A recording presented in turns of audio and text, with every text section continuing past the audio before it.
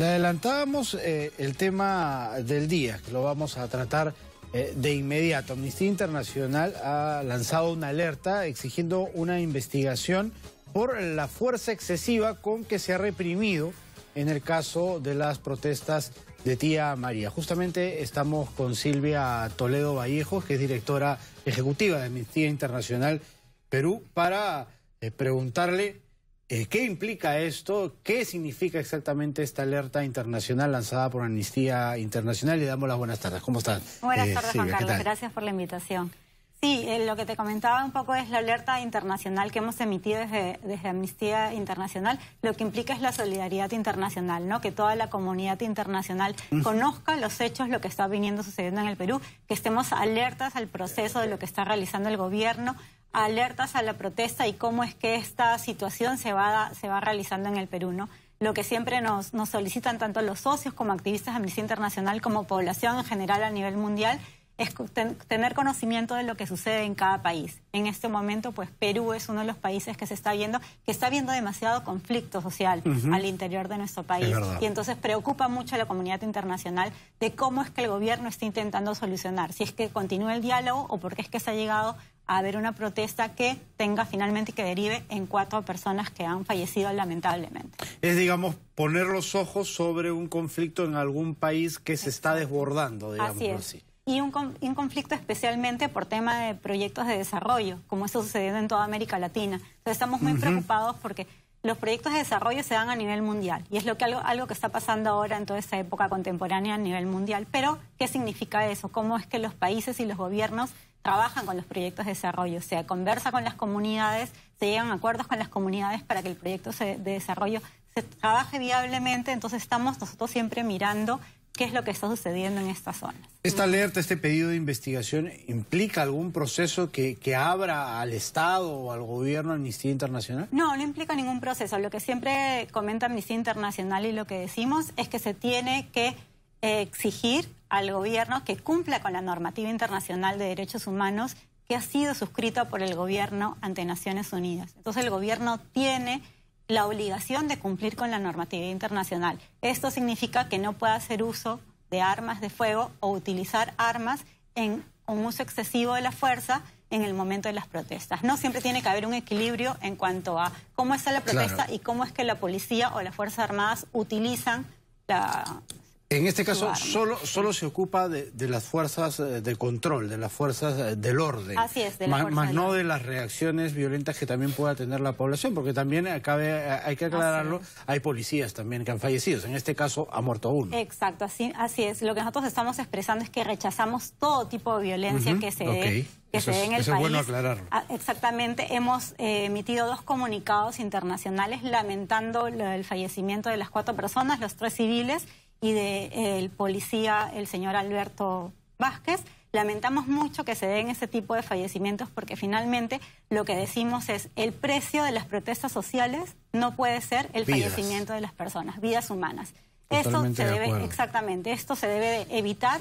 Y el gobierno es quien finalmente tiene que dar respuesta a lo que está sucediendo. Cuando se comete un ilícito como una toma de carretera y tiene que llegar la policía para bloquearlo y es recibida con violencia, ¿hasta dónde para Amnistía Internacional, grafícanos por favor, está el estándar, la valla máxima de represión que se debe utilizar para volver las cosas a su orden normal? Así es. Lo que se pide a nivel internacional es que cuando existe ese tipo de protestas ya violentas, que no son las protestas pacíficas, que el derecho internacional lo permite, sino que ya sea protestas violentas, lo que tiene que hacer la policía, o en este caso las Fuerzas Armadas, es tener que contener esta violencia de acuerdo a cómo se estén dando la protesta. Es decir, si se está utilizando, si se tiene que utilizar, se está utilizando, no sé, palos, cuchillos, la policía lo que tiene que hacer es poder detener de alguna manera, amedrentar. La policía ya tiene los términos de utilizar gases, utilizar alguna medida que no sea letal contra la vida humana, ¿no? Entonces, en una protesta para Amnistía Internacional y para el derecho internacional está prohibido el uso de armas de fuego, por ejemplo, para repeler una protesta. Así es, está totalmente prohibido el uso de armas de fuego,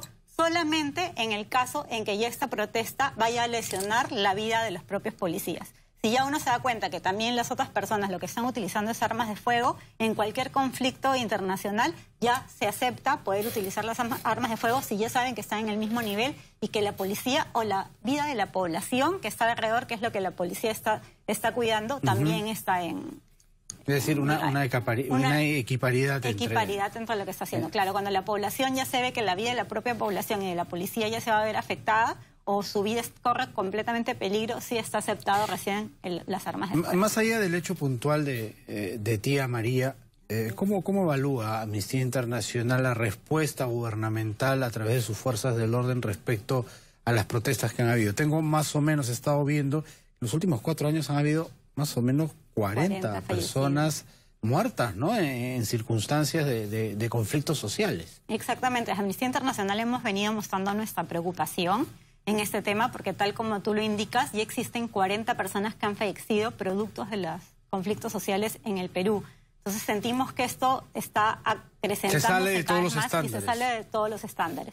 Entonces también estamos muy preocupados porque hemos seguido también el tema del proyecto Tía María y sentimos que se ha roto muy rápidamente el diálogo, ¿no? Este conflicto no viene desde hace unos meses, sino que ya viene desde el gobierno anterior. Desde el gobierno anterior, claro, desde el gobierno anterior, que comienzan a explorar la zona y que ya las comunidades habían pronunciado de diferentes maneras, diciendo que, bueno, que no estaban de acuerdo y que debían de conversar más con ellos para saber qué es lo que iba a pasar en el momento que estaban explorando la zona, que es toda la provincia de Islay y los alrededores. Ya en el 2011 existe nuevamente una protesta social en la cual también fallecen 3 personas más. Esto sucede nuevamente en el 2011, en el momento que también conocemos que sale el primer estudio de impacto ambiental y que el Ministerio de Energía y Minas, digamos, niega o finalmente no acepta ese estudio de impacto ambiental y solicita un segundo, ¿no? Entonces, ahí hay mucha preocupación porque lo que conocemos es que el organismo que realiza el estudio de impacto ambiental es un organismo de Naciones Unidas, es un organismo que tiene nivel internacional y que tiene un eje, digamos, que tiene un estándar básico a nivel mundial. Entonces, este organismo lo que hace es emitir 138 recomendaciones que pedimos entonces que sean revisadas también y que se converse con la población, ¿no? Porque lo que hemos recogido de la información es que la población siente que no tiene mayor conocimiento sobre ese tema y por tanto también es que ha empezado nuevamente ahora el conflicto. Pero es difícil entablar diálogos cuando el Estado no está presente, la sociedad civil, que sería en este caso los partidos políticos, no están presentes. Y más bien del otro lado sí hay organizaciones duras, digamos el SUTEP, de Patria Roja, que tienen una organización y una movilización.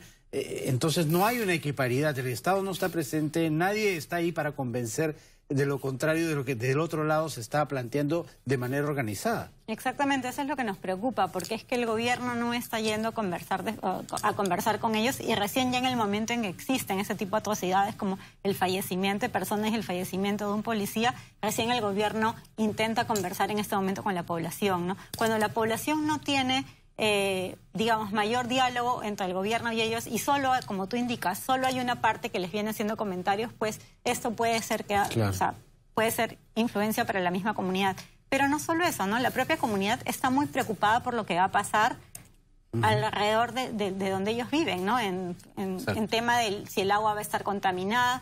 No les ha quedado muy claro si es que el agua se va a contaminar, qué va a pasar con la ganadería, qué va a pasar con la agricultura de estas comunidades. Entonces nosotros consideramos que eso se debe de informar de mejor manera, que se debe aclarar y en verdad quedar con mucha transparencia, porque es que no se aceptó el primer estudio de impacto ambiental, porque es que se pidió un segundo estudio de impacto ambiental, cómo es que se levantaron estas observaciones, ¿no? Entonces eso en verdad es muy preocupante para la comunidad internacional en general, con estos proyectos de desarrollo que se van a incrementar en los próximos años en América Latina. Entonces tenemos que tener mucho cuidado con eso. Y para terminar, a manera de alerta preventiva, ¿en qué otros lugares Amnistía Internacional tiene el temor que se replique lo que ha ocurrido en Tía María? Que ya hay conflictos latentes que todavía no han explosionado en violencia, pero que podrían o están a un paso de... Bueno, lo que tenemos son los reportes de la Defensoría del Pueblo también sobre los probables conflictos que pudieran haber. En Cajamarca, por ejemplo, es una zona donde el conflicto está muy latente. Igual en la zona Purímac, que es una zona que tiene que ver también mucho con el conflicto social que ya está pasando en Tía María. Y los proyectos sociales también en el centro del país, ¿no? Todo lo que es Huancayo, Ayacucho. Entonces es muy difícil. Se advertía, por ejemplo, que en Las Bambas podría haber problemas. Así es, que podría haber problemas. En verdad, los focos de conflictos están casi en todo el país por la temática de desarrollo. Entonces, para nosotros es muy importante. Pero la PCM tiene una oficina. ¿Qué está pasando con la resolución de conflictos? Y esa es la pregunta que también nosotros hacemos. Lo que hemos hecho es enviar cartas desde Amnistía Internacional solicitando mayor información sobre el tema, ¿no? Ahora, ¿Han tenido respuesta? esta última no hemos tenido respuesta, y esta última semana nos hemos enterado que ha habido un fallecido por el tema del paro en Ica, ¿no? Que también es por un tema de un proyecto de desarrollo con la minera. Sí, con Showa. Es muy lamentable tener ese tipo de noticias en Perú. Bueno, muchísimas gracias, Silvia, por haber estado acá y hacer esta prevención para ver que los otros conflictos que hay en nuestro país no se conviertan en un Tía María más. Así es. Muchas gracias. Muchas gracias. Bueno,